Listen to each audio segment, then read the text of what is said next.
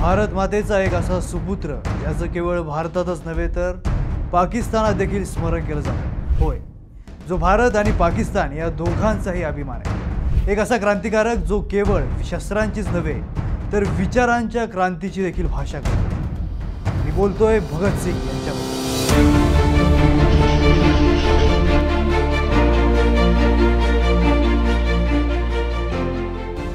भगत सिंग यांच्याविषयी पाकिस्तानातील लोकांच्या काय भावना आहेत? त्यांना केवळ भारतातलेच नव्हे तर पाकिस्तानातले लोक आजही तितकेच का बरं मानत असतील?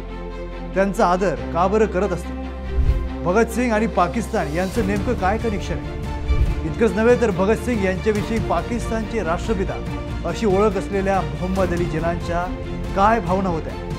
भगत सिंग यांना नक्की कोणत्या प्रकारची क्रांती अपेक्षित होती? जाणून घेऊयात आजच्या या स्पेशल रिपोर्टमधून। नमस्कार, मी विश्वजित आणि तुम्ही पाहताय न्यूज अनकट।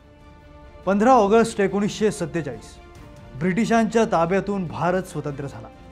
यावेळी दोन स्वतंत्र देश अस्तित्वात आले, भारत आणि पाकिस्तान। स्वातंत्र्य तर मिळालं, मात्र भारताच्या फाळणीचा आणि त्यानंतर झालेल्या रक्तपातीचा काळा अध्याय लिहिला गेला, ज्याची जखम आजही म्हणजे जवळपास 75 वर्षांनंतरही भळभळतेच आहे। मात्र शहीद भगत सिंग हे नाव भारत आणि पाकिस्तान यांच्यातील एक महत्त्वाचा दुवा आहे। 28 सप्टेंबर 1907 ला लायलपूर जिल्ह्यातल्या बंगा या छोट्याशा गावात भगत सिंग यांचा जन्म झाला। भगत सिंग यांचं हे जन्मगाव आज पाकिस्तानात आहे। भगत सिंगांच्या बालपणीच्या आठवणींचा ठेवा असलेलं इथलं घर आजही सुस्थितीत जतन करून ठेवण्यात आलं आहे। स्वातंत्र्य मिळाल्यानंतर भारत आणि पाकिस्तान हे दोन देश अस्तित्वात आले, मात्र त्यापूर्वी हा सबंध प्रांत हिंदुस्तान म्हणूनच ओळखला जायचा, जो आजचा भारत, पाकिस्तान, बांगलादेश यांचा मिळून बनलेला आहे। भगत सिंग यांचं शिक्षण पाकिस्तानातल्याच लाहोरमधील DME स्कूलमधून झालं। नॅशनल कॉलेज लाहोरमधून त्यांनी आपलं पुढील शिक्षण पूर्ण केलं। भगत सिंग यांचा सुरुवातीचा बराचसा काळ आजच्या पाकिस्तानात गेला। इथली बरीच ठिकाणं भगत सिंग यांची साक्ष देत आहेत। आपल्याला माहिती आहे की ब्रिटिशांच्या लाठी हल्ल्यात जखमी होऊन लाला लजपत राय यांचा मृत्यू झाला।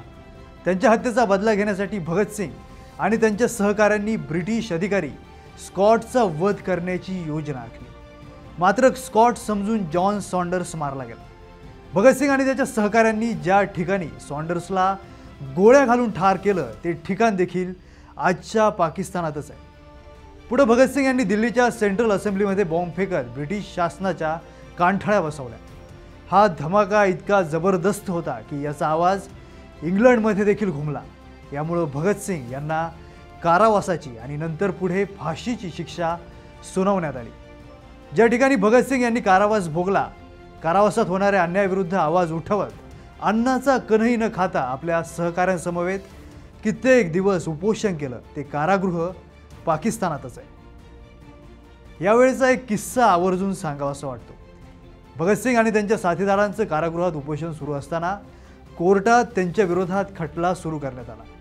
भगत सिंग आणि त्यांचे साथीदार हे न्यायालयात उपस्थित नसताना देखील त्यांच्यावर सुनावणी करता यावी यासाठी ब्रिटिशांनी एक काळा कायदा आणला। त्यावेळी मोहम्मद अली जिना यांनी या कायद्याला तीव्र विरोध केला। हा विरोध एवढा तीव्र होता की असं म्हटलं जातं, न्यायालयाची कामकाजाची वेळ संपली, मात्र जिना यांचा आवाज न्यायालयात घुमतच राहिला। नंतर 24 मार्च 1931 भगत सिंग, राजगुरू आणि सुखदेव यांना फाशी देण्याची तारीख ठरली, मात्र वाढता जनक्षोभ पाहता ब्रिटिश सरकारनं आदल्या दिवशीच म्हणजेच 23 मार्चलाच या तिघांना फाशी दिली। सतलज नदीच्या काठी त्यांना अग्नी देण्यात आला।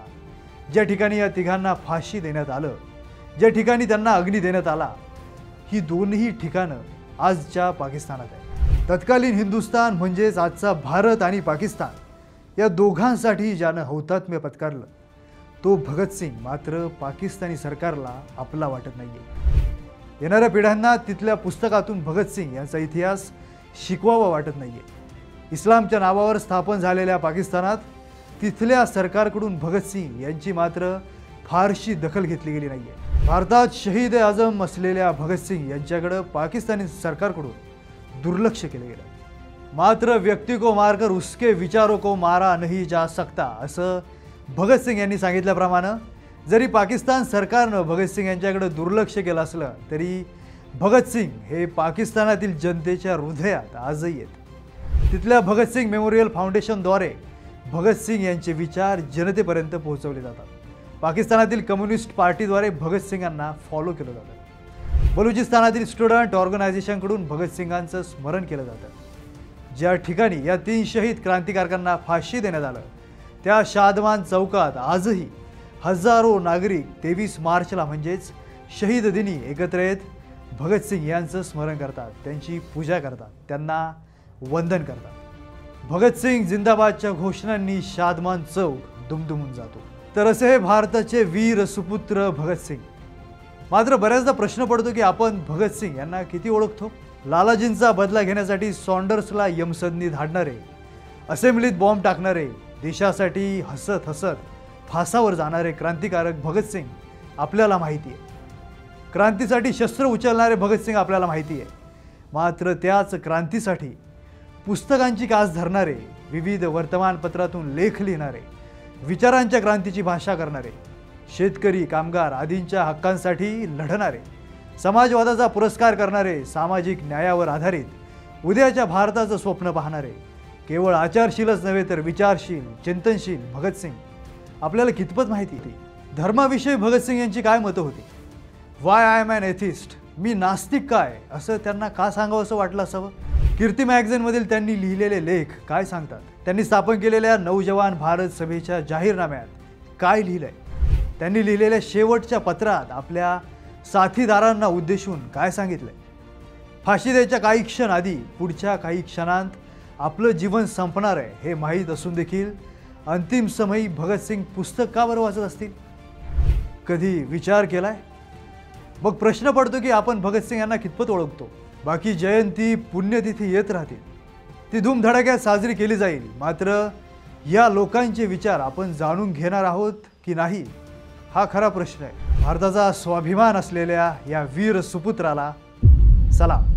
जय हिंद.